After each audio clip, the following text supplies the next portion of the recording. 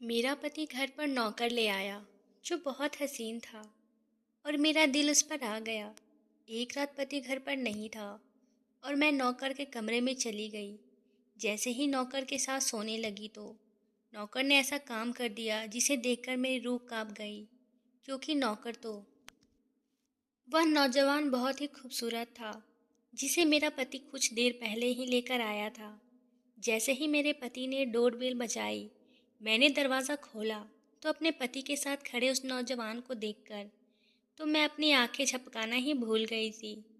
वह नौजवान हुस्न का शहजादा था, खूबसूरती से भरपूर। मैं तो यह तक भूल गई थी कि उसके बराबर में मेरा बेहुदा पति भी खड़ा है। मेरा पति ने मुझे बाजू में हिलाया तो मैं चौंक गई, कहने लगा, क्या हुआ? पीछे हटो, अनिल को अंदर आने दो। वह नौजवान 21-22 साल का था। मैं पीछे हट गई। मेरा पति उसे अंदर ले आया। मैं हैरान थी कि मेरा पति इसे क्यों अपने साथ लेकर आए थे।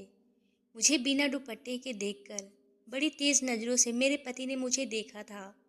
मैं घर पर अकेली रहती थी और मेरे घर पर पति के अलावा कोई नहीं था, इसलिए मैं दुपट्टा नहीं ओढ़ती थी।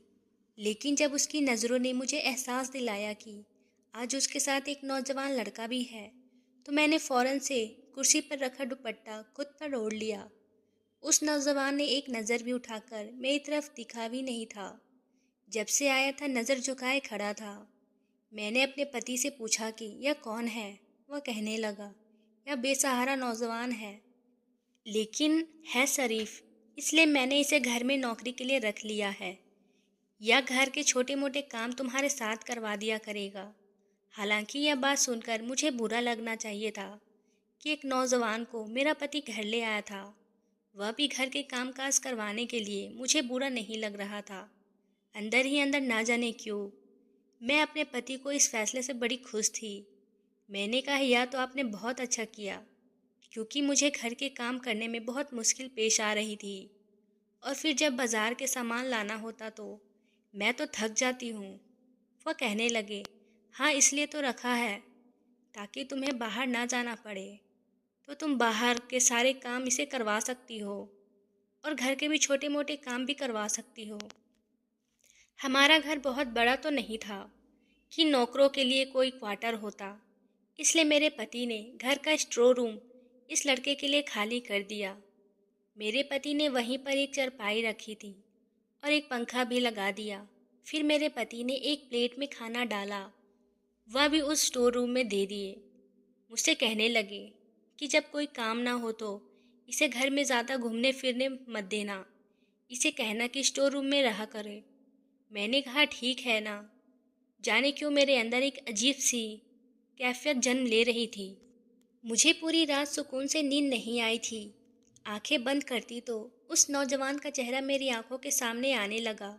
ना जाने क्यों, लेकिन मेरा दिल यह चाह रहा था कि जल्दी से सुबह हो जाए और मेरा पति अपने काम पर चला जाए। मैं इस नौकर को जी भर के देखूं, जिसकी एक झलक ने मुझे दीवाना किया था। इतना नूर तो मैं आज तक किसी लड़के के चेहरे पर नहीं देखा था जितना इस नौजवान के चेहरे पर था। बस मुझे हैरत यह थी कि कैसे अजीब शख्स था। इसने एक बार भी मेरी तरफ आँख उठाकर नहीं देखा था। अगले दिन सुबह मैं जल्दी उठ गई थी। मैं किचन में नाश्ता बना रही थी कि जब मेरे पति ने स्टोर रूम के दरवाजे पर दस्तक दी। वह नौजवान बाहर आ गया।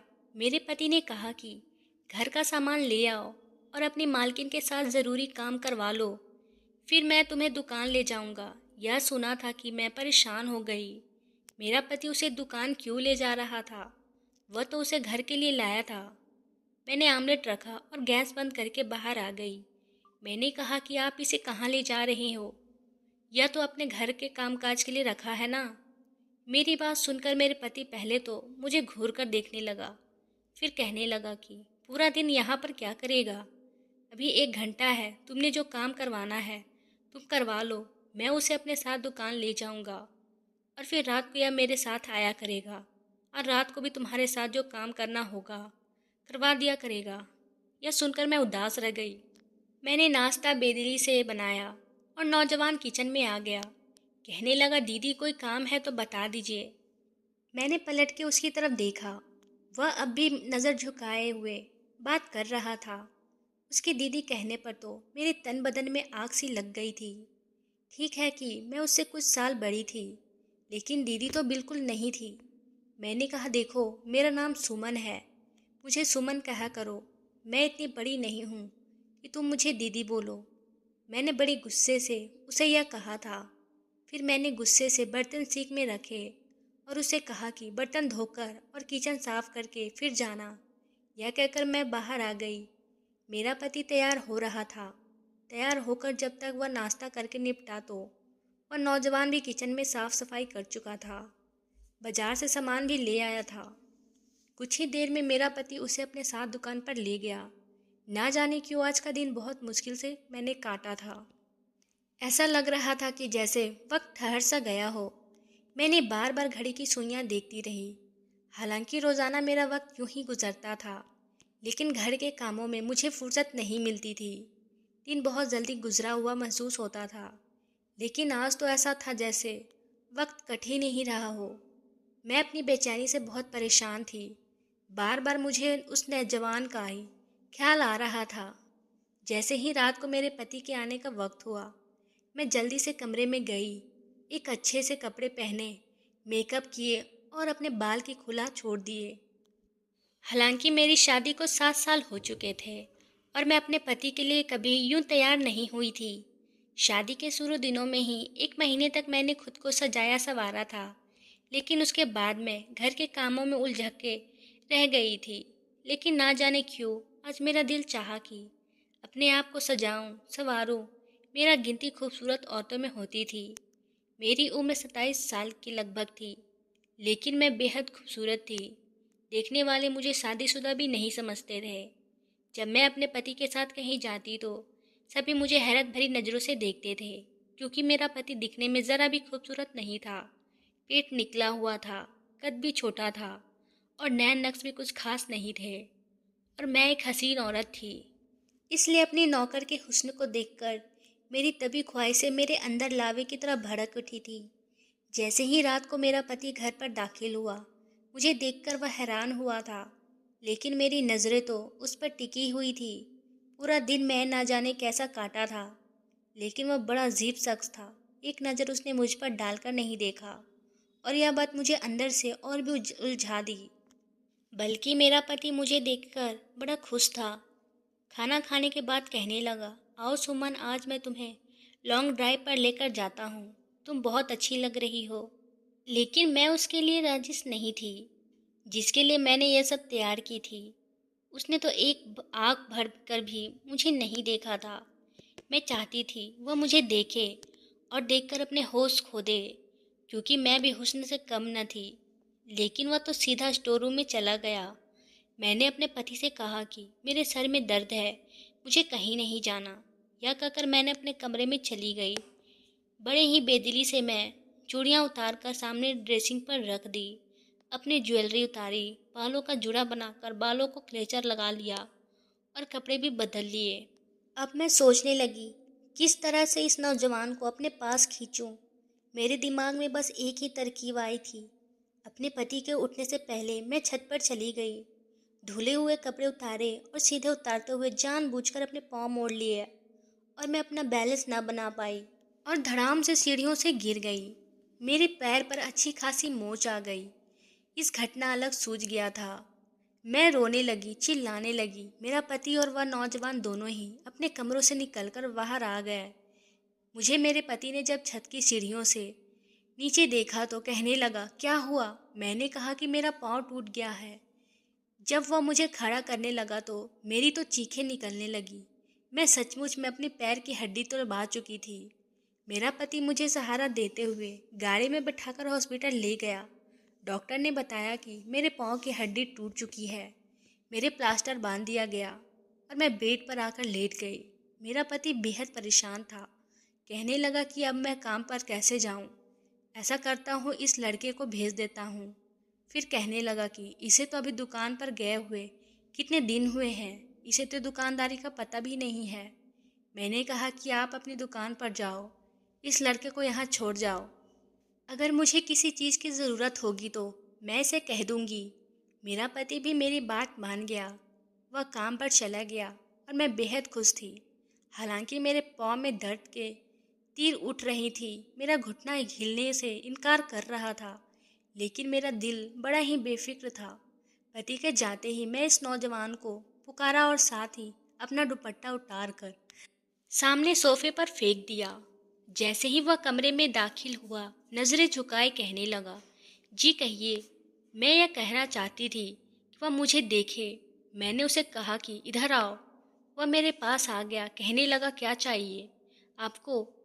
वैसे मैंने खाना बना दिया है, मुझे खाना पकाना आता है और किचन और घर की सफाई भी कर दी है। मैंने उससे कहा कि इधर बैठो। यह सुनकर उसकी नज़र मुझ पर पड़ी थी, लेकिन उसने फौरन ही अपनी नज़रें फेर ली थी और 3-4 कदम पीछे हट गया। कहने लगा, अगर आपको किसी चीज़ की ज़रूरत है तो मुझे बता दें। यह सुनकर मुझे उस पर गुस्सा आने लगा। मैंने कहा, मेरे पैर में बहुत ज़्यादा दर्द है और मुझे कमरे में घबराहट हो रही है। मुझे बाहर लॉन्च में बैठाना है। मुझे सहारा देकर बाहर बैठा दो। मैं चाहती थी कि वह मेरे करीब आए। यह सुनकर वह हैरत का शिकार हुआ था। वह कहने लगा कि मैं ऐसा नहीं कर सकता। रात को साहब जी आएंगे तो आप बाहर आ सकती हैं। यह कहकर वह कमरे से बाहर निकल गया। मुझे इस पर जी भर के गुस्सा आने लगा था। वह समझता क्या था खुद को? जितना मैं उसके पास जाने के बहाने ढूंढती, उतना ही मुझे कतराता था।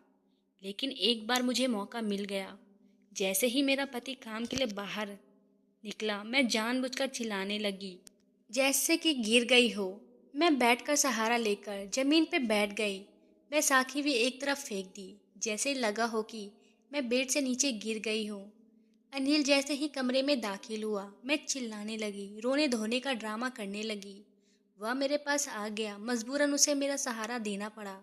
जैसे ही उसने मेरा बाजू अपने कंधे पर रखा और मेरी कमर का हाथ रखकर मुझे उठाने की कोशिश करने लगा, उसकी इस हरकत पर मेरा दिल खूब जलने लगा। मैं बेहद खुश थी। मैं यही चाहती थी। उसने मुझे बेड पर बैठाया, फिर तो मैंने यह सिलसिला ही पकड़ लिया था। मैं बार बार उसे पुकारती, वह बेचारा मजबूरन मुझे सहारा देता। मैं चाहती थी कि मेरी करीबी उसे बेचैन कर दे, और फिर एक मर्द के कोई औरत के इतने करीब होने से कुछ न कुछ तो उसके भी दिल में हलचल शुरू होगी। असल में जब इंसान को जो चीज़ मिले, जिसकी उसे ख्वाहिश होती है, तो वह चीज़ उसे परेशान करने लगती है। मेरा भी यही मसला था। मेरी शादी को 7 साल बीत गए थे, लेकिन औलाद नहीं हुई थी। मेरे पति ने आज तक मुझे इस बात का ताना नहीं दिया था। मैं एक खूबसूरत लड़की थी, इसलिए जब भी किसी महफिल में जाती तो नौजवान खूबसूरत लड़कों को देखकर मेरी नज़रें उन्हीं के आसपास घूमती रहती थी। मैं हसीन और नौजवान को देखकर ठंडी आहें भरती थी। इस वक्त मुझे अपने साथ बैठा अपना पति बहुत बुरा लगता था। कभी लगता कि मैं जज्बात में आकर गलत फैसला कर लिया। मैंने सिर्फ पैसे देखा था, क्योंकि मेरे बाप के घर में पैसे की बहुत कमी थी। इसी वक्त मुझे यही लगा कि जब मेरे पास पैसे होगा तो मेरी ज़िंदगी के तमाम ऐश मिलेंगे, तो यह कसक भी दिल से जाती रहेगी। मेरा पति खूबसूरत नहीं है। अब इंसान को हर चीज़ तो नहीं मिलती है। मुझे लगा था कि वक्त के साथ साथ मेरा दिल का यह ख्वाहिश ख़त्म हो जाएगी, लेकिन ऐसा नहीं हुआ। मुझे कभी भी मेरा पति अच्छा नहीं लगा। हाँ, यह था कि मैं एक अच्छे बड़े घर में रहती थी। मेरे कमरे में ऐसी लगा हुआ था, खाने पीने के लिए हर चीज़ थी। पैसा खर्च करते हुए मुझे सोचना नहीं पड़ता था। लेकिन मुझे अपने पति की संगत से घिन आती थी। मुझे वह बिल्कुल भी अच्छा नहीं लगता था। जितना वक्त मेरा उसके साथ गुजरता, मैं एक दिमागी तकलीफ से गुजरती थी। उस वक्त ना चाहते हुए भी मुझे कोई ऐसा अच्छा लगता था, और ना ही एक बड़ा घर। कभी कभी मुझे यह लगता कि शायद मैंने गलती की। अगर मेरा पति मेरा मनपसंद होता तो शायद मैं उसके साथ एक कमरे में ही हंसी खुशी गुजार लेती, उसे जी भर के बातें करती। मेरी ख्वाहिश मेरे अंदर ख्वाहिश बन चुकी थी। अनिल को देखकर मुझे लगा कि बस मेरी तलाश खत्म हो गई है। मैं चाहती थी कि वह मेरी तरफ खींचा चला आए, लेकिन वह नज़र भी नहीं उठाकर देखता था। मैं उसकी आंखों में अपना उसक देखना चाहती थी। अब मेरा पाँव काफ़ी हद तक ठीक हो चुका था, प्लास्टर भी उतर चुका था, लेकिन मैं जानबूझकर चीखने लग जाती थी ताकि वह मुझे सहारा दे। मेरा पति कहने लगा कि मैं तुम्हें एक स्टैंड ला देता हूँ, उसकी मदद से तुम्हारा चलना फिरना आसान हो जाएगा, और डॉक्टर ने तो कहा है कि तुम अपने पाँव पर वजन रख सकती हो। मैंने गुस्से से अपने पति की तरफ देखा तो मैंने कहा, डॉक्टर को क्या पता है कि मुझे क्या तकलीफ़ है, उसका क्या है? वह तो जो चाहे कह देगा। लेकिन यह ड्रामा भी तो कब तक कर सकती थी? मैं अपने पति से पीछा छुड़वाना चाहती थी। एक बार जब मेरा पति दुकान पर किसी से बात कर रहा था, उसके पास नोकिया का छोटा सा मोबाइल था, लेकिन वह बात करने में बिजी था। मेरा पाँव अब चलने फिरने के काबिल था। मैं जानबूझकर धीरे से चलती हुई किचन के दरवाजे तक चली गई। वह किसी से कह रहा था माँ को कि मैं बहुत जल्द तुम्हारे घर भेज दूंगा। अब तो मेरी नौकरी भी लग गई है, तुम्हारा बाप अभी इनकार नहीं कर सकता। मैंने बहुत बड़ी रकम भरी है, मैं शादी करके तुम्हें शहर ले आऊँगा। यह सुना था कि मेरे होश उड़ने लगे। मैं तो अनिल से बेहद मोहब्बत करने लगी, उससे जुदा नहीं हो सकती थी। मैं चाहती थी कि वह मुझसे मोहब्बत करे, लेकिन वह तो शायद किसी और लड़की के चक्कर में था। मैं धीरे धीरे से चलती हुई अपने कमरे में गई। मुझे इस वक्त सब कुछ बुरा लग रहा था। मेरा जी चाहा कि वह लड़की मेरे सामने आ जाए, उठकर उसे मार डालूंगी। अनिल मेरे अलावा कैसे किसी लड़की से मोहब्बत कर सकता है? आपको देखा, मैं बहुत खूबसूरत थी। यह कैसे मुमकिन है कि मैं अनिल को अच्छी ना लगूं? वह कैसे मेरे अलावा किसी भी ऐसी लड़की की तरफ देख सकता है? फिर मेरे दिमाग में आने लगा कि हो सकता है कि वह लड़की बहुत खूबसूरत होगी, मुझसे भी ज़्यादा हसीन होगी। जो भी है, मैं यह बर्दाश्त नहीं कर पा रही थी। गुस्से से मेरी आंखें से आंसू बहने लगे। मैंने अनिल को आवाज़ दी, मेरे कमरे में आ गया। लेकिन मुझे सही सलामत अपने पाँव पर खड़ा देखकर वह कुछ हैरान सा हुआ था। कहने लगा, बीवी जी कैसे बुलाया मुझे? मैंने कहा, अंदर आओ, मुझे तुमसे कुछ बात करनी है। वह अंदर दाखिल हो गया। मैंने उसे कहा कि मैं उससे मोहब्बत करती हूँ। यह सुनकर तो वह हैरान रह गया था। पहली बार उसने मेरी तरफ देखा था। लेकिन वह भी नफरत से कहने लगा, शर्म नहीं आती मुझे इस तरह की बातें करते हुए? मैंने कहा, तुम हो ही इतने हसीन, उसमें मेरा तो कोई कसूर नहीं है। फिर मैंने उसकी अलमारी से लौकर उसको बहुत सारे पैसे निकाल कर दिए। यह देखकर भी वह भी हैरान था। मैंने कहा, मैं तुम्हें नोटों से भर दूंगी अगर तुम मेरी ख्वाहिश पूरी करोगे। मेरी बात अभी तक थी। उसने जोरदार थप्पड़ मेरे मुंह पर मार दिया। कहने लगा, उससे आगे एक लफ्ज़ और कहा तो मैं मालिक को बता दूंगा कि आपकी क्या सोच है। मैं तो हमेशा आपको बड़ी बहन की तरह समझता था। आपको शर्म नहीं आती मेरे बारे में ऐसा सोचते हुए? मुझे उसके थप्पड़ से इतनी तकलीफ नहीं हुई जितना उसके बहन कहने से हुई। मैंने कहा, नहीं, नहीं हूँ मैं तुम्हारी बहन। मैं तुमसे मोहब्बत करती हूँ, तुम्हारी मोहब्बत में दीवानी हूँ। मुझे हर कीमत पे तुम्हें पाना है। और जिस लड़की से तुम शादी की बात कर रहे थे, मैं तुम्हें वह भी नहीं करने दूंगी। और अगर तुमने कोशिश की तो तुम मेरे पति को मेरे बारे में कुछ भी बताओ तो तुम सोच भी नहीं सकते कि मैं तुम्हारे साथ क्या कर सकती हूँ। मैं जुनूनी हूँ। मैं दीवानों की तरह चिल्लाकर उसे कह रही थी। यह सुनकर वह फौरन से कमरे से बाहर निकल गया। अगले दिन जो कुछ हुआ, उसने कहा कि मैं तो होश खो बैठी थी और मेरे पति से कहने लगा कि मैं आपकी नौकरी नहीं कर सकता। मेरे पति ने कहा कि क्यों नहीं कर सकते? क्या हुआ भला? क्या तुम भूल रहे हो कि तुमने मेरे साथ 2 साल का कॉन्ट्रैक्ट किया है? मेरा पति कहने लगा कि इस दिन तुम रो रहे थे, हाथ जोड़ रहे थे कि मैं तुम्हें नौकरी दे दूं, और अभी तुम्हें नौकरी करते हुए 2 महीने नहीं गुजरे। वह कहने लगा कि मैं आपको वजह नहीं बता सकता। मेरे पति ने उसे कहा कि ठीक है, जो पैसे मैंने तुम्हें एडवांस दिए थे लौटा दो, मुझे वह वापस कर दो। पूरे 5 लाख की रकम मैं तुम्हें यूं ही नहीं दी थी कि तुम 2 महीने में खुद नौकरी छोड़ दोगे। मैंने तुम्हें घर पर इसलिए रखा था कि तुम एक शरीफ लड़के थे। तुम्हारे होते हुए मुझे फिक्र करने की ज़रूरत नहीं थी कि मेरी बीवी सुरक्षित नहीं है। मुझे इतना भरोसा है तुम पर, बस इसी वजह से मैंने तुम्हें रखा था। और वैसे भी मैं कल शहर से बाहर जा रहा हूँ, 3 दिन बाद वापस लौटूंगा, इसलिए 3 दिन तक मैं तुम्हें कोई छुट्टी नहीं दे सकता। वापस आकर तुम चले जाना और मेरी रकम मुझे वापस कर। मेरा पति 3 दिन के लिए कहीं जा रहा था। यह सुनकर मैं तो बहुत खुश थी। उन दिनों मैं तो अपने अनिल से अपनी हर ख्वाहिश पूरी करवा सकती थी। अनिल यह सुनकर बहुत परेशान हुआ था। अगले ही दिन मैंने अपने पति का बैग तैयार कर दिया। वह कहने लगा, इसका ज़रा ध्यान रखना, कहीं भागने की कोशिश ना करे। पूरे 5 लाख का एडवांस ले चुका है। इसे सख्त ज़रूरत थी। इसका चाचा इसके कज़न की शादी किसी और से कर देता। 5 लाख देकर ही उसने अपना रिश्ता वहाँ पक्का किया है। मुझे अब समझ आया था कि क्यों यहाँ पर काम कर रहा था। मेरा पति चला गया, अनिल भी दुकान पर चला गया। वह रात को लौटा तो उस वक्त मैं अपनी हुस्न के साथ उसके सामने खड़ी थी। मुझे देखकर उसने अपनी नज़रें बदल ली। मैं खूब तैयार हुई थी। वह सीधा स्टोर रूम में चला आया और अंदर से दरवाज़ा लॉक कर दिया। यह देखकर मुझे उस पर गुस्सा आने लगा। मैंने कहा, दरवाज़ा खोलो। कहने लगा, आप यहाँ से जा सकती हैं, मैं दरवाज़ा नहीं खोलूँगा। वह हॉल में काफ़ी देर उसका दरवाज़ा बजाती रही, फिर थक कर अपने कमरे में आ गई। मुझे उस पर बहुत गुस्सा आ रहा था। मैं भी उसी रात के 2 बजे मेरे दिमाग में ख्याल आया कि स्टोर रूम की चाबी तो मेरे ही पास है।